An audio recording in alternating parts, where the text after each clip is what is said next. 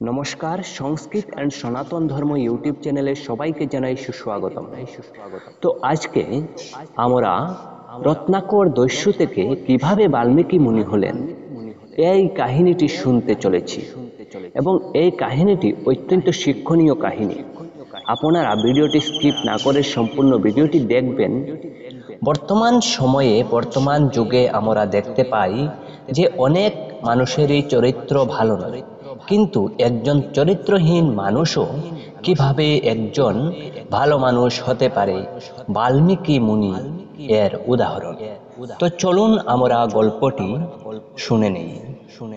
আমরা হয়তো অনেকেই জানি না, মহর্ষি বাল্মীকির নাম কিন্তু প্রথম থেকেই মহর্ষি বাল্মীকি ছিল না।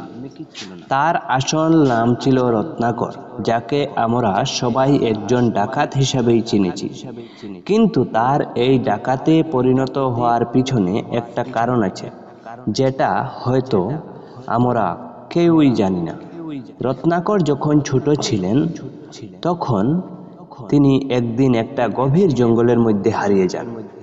অনেক সময় পেরিয়ে যাওয়ার পরও যখন সে ফিরে আসলো না, তখন তার পিতামাতা মিলে খোঁজার জন্য জঙ্গলের উদ্দেশ্যে যান। কিন্তু অনেকক্ষণ ধরে ভীষণ খোঁজার পরও যখন তার কোনো খোঁজ পাওয়া গেল না, তখন তার পিতামাতা ভেবেই নেন যে তার পুত্র জঙ্গলের কোনো হিংস্র জন্তুর পাল্লায় পড়ে প্রাণ হারিয়েছে। তাই এরপর দুঃখী মনে তারা আর তার পুত্রের খোঁজাখুঁজি না করে শেষে বাড়ি ফিরে যান। পরে একজন ব্যাধ সেই জঙ্গলের মধ্যে রত্নাকরকে খুঁজে পান এবং তিনি ঠিক করেন যে তাকে তার বাড়ি নিয়ে গিয়ে লালন পালন করবেন। এরপর রত্নাকর সেই ব্যাধের স্নেহ ভালোবাসায় বড় হয়ে ওঠেন, আর তার বিয়েও হয়।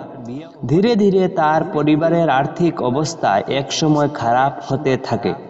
নিজের স্ত্রী সহ পরিবারের বাকি সদস্যদের পেট চালানো তার কাছে আরো কঠিন হয়ে ওঠে। তাই অবশেষে সে ঠিক করে ডাকাতি, লুট এবং ছিনতাই করে সে তার পরিবার প্রতিপালন করবে। এরপর সে নিজ গ্রাম সহ পাশের প্রত্যেকটা গ্রামের মানুষদের উপর আক্রমণ করা শুরু করে দেয় এবং একের পর এক ডাকাতি করতে থাকে। যদি কোনো মানুষ তাকে ডাকাতির সময় বাধা দেওয়ার চেষ্টা করত, তাহলে সে তাকে হত্যা করতেও দ্বিধা বোধ করত না। এইভাবে লোকের ধন সম্পত্তি লুট করে সে তার পরিবারের পেট চালাতে থাকে। মহর্ষি বাল্মীকির জীবন পরিচয়। তুমি হয়তো নিশ্চয়ই ভাবছো, এই দস্যু রত্নাকরের নাম কিভাবে বাল্মীকি হলো, আর বাল্মীকি নাম দেওয়ার পিছনেই বা কে ছিলেন? যদি তুমি এই সম্বন্ধে জানতে চাও, তাহলে তোমাকে এই কথাগুলো ভালোভাবে শুনতে হবে। একদিন রত্নাকর প্রতিদিনের মতো জঙ্গলের পথ দিয়ে যাওয়া কোনো একজন মানুষের ধন সম্পত্তি লুট করার অপেক্ষায় লুকিয়ে বসেছিল। কিছুক্ষণ পর সে লক্ষ্য করল, জঙ্গলের পথ ধরে একজন ঋষি নারায়ণ নারায়ণ বলতে বলতে আসছে সেই দিকেই। রত্নাকর তখনও জানত না সেই ঋষি আর কেউ নন, বরং স্বয়ং নারদ মুনি। এরপর রত্নাকর আর দেরি না করে ঠিক করলেন যে সে তাকেই লুট করবেন। রত্নাকর এরপর তার সামনে এসে উপস্থিত হয় এবং তাকে বলে, তোমার কাছে যা যা জিনিসপত্র আছে সেই সব তাড়াতাড়ি বের করে ফেলো, না হলে পরিণাম কিন্তু খারাপ হবে। নারদ মুনি রত্নাকরের এই রকম হুমকি শুনে মোটেই বিন্দুমাত্র বিচলিত না হয়ে বরং হাসি মুখেই তার কথার জবাব দেন। তিনি রত্নাকরকে বলেন যে তার বীণা ও করতাল নিয়ে নিতে। রত্নাকর নারদের এই রকম শান্ত আচরণ দেখে বিস্মিত হয়ে যান। সে মনে মনে ভাবে, যেই রত্নাকরের নাম শুনে প্রত্যেকটা মানুষের শরীর কাঁপা শুরু হয়, এই মানুষটা তাকে দেখে এত শান্ত ও হাসি মুখে আছে কি করে? সে কি তবে তার নাম জানে না? এরপর নারদ মুনি রত্নাকরকে জিজ্ঞাসা করেন যে সে কেন ডাকাতি, লুট এবং চিন্তায় এইসব করে। রত্নাকর তার কথা শুনে অতি গর্বের সাথে তাকে জবাব দেয় যে সে তার পরিবারের পেট চালানোর জন্য এইসব করে। নারদ মুনি আবারও রত্নাকরকে প্রশ্ন করেন সে কি কখনো তার পরিবারের সদস্যদের জিজ্ঞাসা করেছে যে তারা তার এই কাজে খুশি কিনা, বা তারা কি সবাই তার পাপের ভাগী হতে ইচ্ছুক কিনা। রত্নাকর এই প্রশ্নের উত্তরে তাকে বলেন তার পরিবার নিশ্চয়ই তার এই কাজে খুশি হবে এবং তারা কেউই তার পাপের ভাগী হতেও কোনো দ্বিধাবোধ করবে না। নারদ তাকে এবার বলেন যে সে যেন তার পরিবারের সদস্যদের থেকেই এর উত্তর জেনে আসে আগে, ততক্ষণ তিনি তার জন্য এই জঙ্গলের মধ্যেই অপেক্ষা করবেন। এরপর রত্নাকরও তার উপদেশ মেনে বাড়ির দিকে গেল। বাড়িতে গিয়ে যখন সে তার বউ এবং পরিবারের বাকি সদস্যদের নারদের কাছ থেকে শোনা প্রশ্ন জিজ্ঞাসা করল, তখন তারা সবাই পরিষ্কার তাকে জানিয়ে দিল যে তারা কেউই তার পাপের ভাগী হবে না। এই কথা শুনে রত্নাকর কাঁদতে কাঁদতে ছুটে আসলো নারদের কাছে এবং সে নারদকে অনুরোধ করল তাকে জীবনের সঠিক পথ দেখানোর জন্য। নারদ মুনি তখন তাকে ভগবান রামের নাম স্মরণ করে যাওয়ার কথা বললেন এবং একনিষ্ঠ হয়ে তাকে রাম নাম জপ করতে বললেন। নারদ মুনির কথা অনুযায়ী রত্নাকর দস্যু এবারে একটি গাছের নিচে ধ্যানে বসলেন। কিন্তু এত বড় পাপী এত সহজেই যে ক্ষমা পেয়ে যাবেন তা তো হয় না। রত্নাকর তার মুখ থেকে রাম রাম শব্দ উচ্চারণ করতে পারছেন না। তার মুখ দিয়ে রামের পবিত্র নামের পরিবর্তে মোরা মোরা এই শব্দটি বের হচ্ছে এবং তিনি এই জন্য পুনরায় কাঁদতে কাঁদতে নারদ মুনির কাছে গেলেন এবং গিয়ে এই কথাগুলো বললেন। এই কথা শুনে নারদ মুনি বললেন, তুমি এখন বুঝো তোমার পাপের পরিমাণ কতখানি, কি আর করবে এখন। ঠিক আছে, তুমি এখন মরা মরাই বলতে থাকো এবং এক সময় তোমার মুখ থেকে রাম রাম এই পবিত্র নাম উচ্চারণ হবে।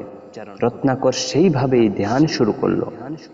এক ধ্যানেই কেটে গেল বহুকাল। মরার বদলে মুখে আসলো রাম, তবুও তার ধ্যান ভাঙল না। লোকজন তাই ধীরে ধীরে রত্নাকর ডাকাতের নামই ভুলে গেল।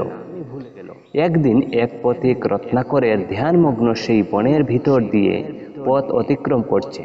হঠাৎ এক জায়গায় এসে লোকটি থমকে দাঁড়ালো। কি যেন একটা পরিচিতি শব্দ শোনা যাচ্ছে, তবে অস্পষ্ট।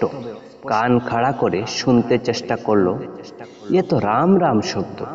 কোথা থেকে এই রাম রাম শব্দ আসছে? এ তো গভীর বনের মধ্যে। চারিদিকে তাকিয়ে কোথাও কোনো লোকজন দেখতে পেল না আসে। তাহলে আওয়াজটা আসছে কোথা থেকে? আশেপাশে কেবলই তো গাছপালা, লতা পাতা আর বন জঙ্গল। শব্দটা খুব বেশি দূর থেকে আসছে না মনে হচ্ছে। তাহলে কোথা থেকে আসছে? লোকটি হন্য হয়ে খুঁজতে লাগলো। অতঃপর কাছেই পথের পাশে একটা উই ঢিবি সে দেখতে পেল।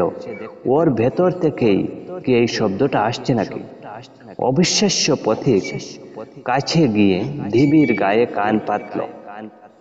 তাই তো রাম রাম শব্দ এই উই ঢিবির ভিতর থেকেই আসছে। ঢিবির মধ্যে মানুষ নাকি? পথিক অদম্য কৌতূহলে লাঠি দিয়ে খুব সাবধানে উই ঢিবি ভাঙতে লাগলো। আশ্চর্য, ভিতরে একটি বড় লোক দেখা যাচ্ছে। তার চুল, দাড়ি, গোঁফ সব পেকে ধবধবে হয়ে গেছে।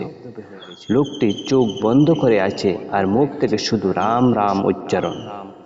লোকটি তখনও জানত না এই হলো সেই লোক যার নাম ছিল রত্নাকর। কারণ রত্নাকরের নাম তখন সবাই ভুলে গেছে। তবে বুঝতে পারল সেই লোকটি কোনো এক মহান সাধক হবেন, সন্ন্যাসী হবেন। অতঃপর সন্ন্যাসীকে ওই ঢিবি থেকে বের করা হলো। ওই ঢিবির আরেক নাম হলো বাল্মীক। তাই সেই অনুসারে তার নতুন নাম হয়ে গেল বাল্মীকি। বাল্মীক থেকেই বের করা হয়েছে বলেই হলো বাল্মীকি। মানুষ হয়তো তখনও বুঝতে পারেনি এই বাল্মীকিই পরে মুখে মুখে রামায়ণ গান করবেন সেই গান গেয়ে শোনাবেন জনসাধারণকে। তো এইভাবেই রত্নাকর দস্যু হয়ে উঠলেন একজন সাধক, একজন রামায়ণের রচয়িতা এবং মহাকবি বাল্মীকি। সেই থেকেই তার অমর গ্রন্থ সমস্ত পৃথিবীর মানুষ পড়ে যাচ্ছে এবং বহু শিক্ষা নিয়ে চলছে আজ পর্যন্ত, এবং এই শিক্ষা কখনো শেষ হবে না। তাহলে এই সুন্দর গল্পটি শোনানোর জন্য অবশ্যই আপনারা এই চ্যানেলটি সাবস্ক্রাইব করে রাখবেন এবং পাশের বেল আইকন টিপে রাখবেন এবং অবশ্যই ভিডিওটি শেয়ার করবেন। ধন্যবাদ সবাই।